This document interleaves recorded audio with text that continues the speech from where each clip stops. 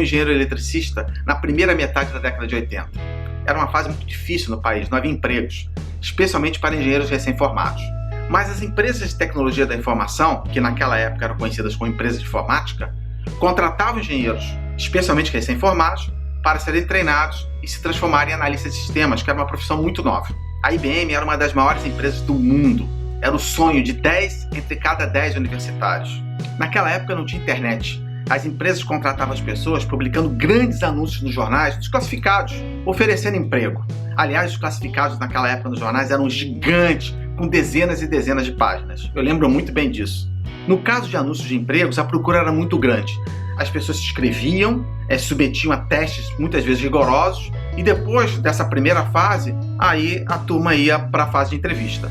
Certa vez eu vi o anúncio da IBM e sonhei que eu podia trabalhar lá. Eu me inscrevi, fiz o concurso, realizei as provas e fiquei esperando o resultado. Eram muitos candidatos para poucas vagas, como tinha que ser, né?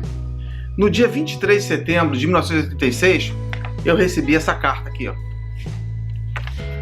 E ela dizia o seguinte: com relação ao processo de seleção de analistas de sistemas e representantes de marketing do qual você participou, informamos que apesar de você ter atingido os limites mínimos para aprovação através dos testes, nessa ocasião você não se situou entre os candidatos para a fase de entrevistas.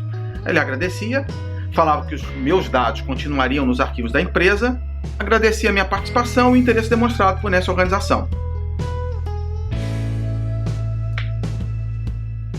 Eu fiquei muito triste. Aquela carta me impactou muito. Eu me senti um pouco rejeitado e na minha cabeça não passava a mínima chance que algum dia eu poderia ter uma nova oportunidade de entrar na IBM. Surpreendentemente, no dia 30 de dezembro de 1986, chegou um telegrama na minha casa da IBM, 3 meses depois daquela carta que eu havia recebido antes. Sim, era um telegrama. A comunicação rolava assim naquela época. E como todo telegrama, a comunicação era muito sucinta. Dizia o seguinte: prezado Mauro, favor comparecer à IBM para a entrevista no dia 5 de janeiro de 1987, às 10 horas, e dava a data. Eu fiquei entusiasmado, mas ainda muito descrente. O processo de entrevistas foi muito rigoroso. Eu fui entrevistado por 4 diretores. No dia 23 de fevereiro de 87, eu recebi esta carta aqui. E esta carta dizia o seguinte: prezado Mauro, a IBM Brasil sente-se orgulhosa em recebê-lo em seu quadro de funcionários. Esperamos que sua carreira dentro de nossa empresa tenha o mesmo sucesso que a IBM vem obtendo ao longo dos seus 70 anos de Brasil. Seja bem-vindo. E muito, muito legal. A carta era assinada pelos 4 diretores que me entrevistaram: Fernando Mitre, Márcio Kaiser, Mário Tocoro e Jorge Vidal. Foi um dos dias mais legais da minha vida. No dia 23 de fevereiro de 87, eu comecei na IBM. Foi aproximadamente um mês depois do nascimento do meu primeiro filho. Foi um período de muita insegurança e muito medo. Medo de não dar certo, medo de ser pai pela primeira vez, medo de abandonar a engenharia e entrar numa carreira, numa área completamente diferente que eu não conhecia nada. Eu queria um emprego seguro e a IBM era o sonho de todo mundo, inclusive o meu. Não tinha verdadeiramente motivo para a minha insegurança, mas eu me sentia muito inseguro. Na verdade, era o frio na barriga por estar entrando num caminho, numa jornada que eu desconhecia, mas ao mesmo tempo me parecia incrível e uma tremenda oportunidade de começar algo realmente muito legal para minha vida. A verdade é que os 4 diretores que assinaram aquela carta se tornaram referência para mim ao longo do tempo. Foram meus mentores, muito inspiradores para mim ao longo dos anos seguintes. Mas desses 4 executivos, um foi muito especial para mim: Fernando Mitre. Por algum motivo, alinhamento das estrelas, não sei, eu me aproximei mais dele ao longo do tempo. E 10 anos depois daquela carta de 1987, ele foi nomeado presidente da IBM Brasil e se tornou meu chefe direto.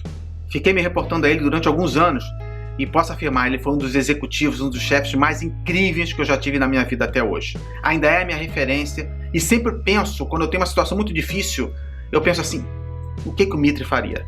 Nesses 10 anos, eu trabalhei como programador, analista de sistemas, vendas, marketing, comunicação, aceitei muitos desafios, assumi várias posições diferentes dentro da IBM, inclusive mudando de cidade. Morei em algumas cidades do Brasil e também nos Estados Unidos.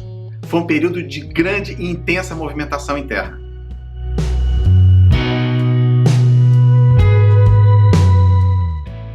No início do ano 2000, No auge da bolha da internet e da privatização das telecomunicações no país, eu pedi demissão da IBM, após 13 anos de trabalho por lá. Era uma fase que eu recebia muitas ofertas de emprego. O país estava fervilhando de oportunidades, surgiam muitas startups, muitos projetos novos, e a internet carregava tudo isso e aquilo me fascinava. Eu tinha um sonho de começar uma empresa iniciando do zero. E foi assim que aconteceu. Eu saí da IBM para me juntar à Intelig, uma das maiores startups de telecomunicações do Brasil naquela época. O sonho era a Intelig se tornar uma das maiores empresas de telecom em apenas 2 anos. E eu me juntei à empresa como líder de marketing de comunicação logo no início desse sonho. Os meus 6 anos seguintes foram eletrizantes, eu diria sensacionais, de muito aprendizado, emoções e lições. E eu não fiquei apenas na Intelig, de lá eu parti para outras experiências. Mas parece que o meu caminho era realmente a IBM. Em 2006 eu voltei para a IBM Brasil, onde hoje eu sou executivo de marketing e comunicação. Foi assim que eu construí a minha carreira executiva, exatamente há 30 anos atrás, com aquela carta que eu mostrei para vocês no início desse vídeo. A minha história permite tirar alguns aprendizados em relação à carreira. Primeiro, esteja sempre pronto para mudar, não se acomode. Segundo, às vezes vale a pena andar de lado ou até andar para trás. Terceiro, aceite desafios, aceite fazer coisas diferentes. A história da minha carreira é apenas uma história. Existem muitas outras por aí, a sua própria. É apenas um exemplo.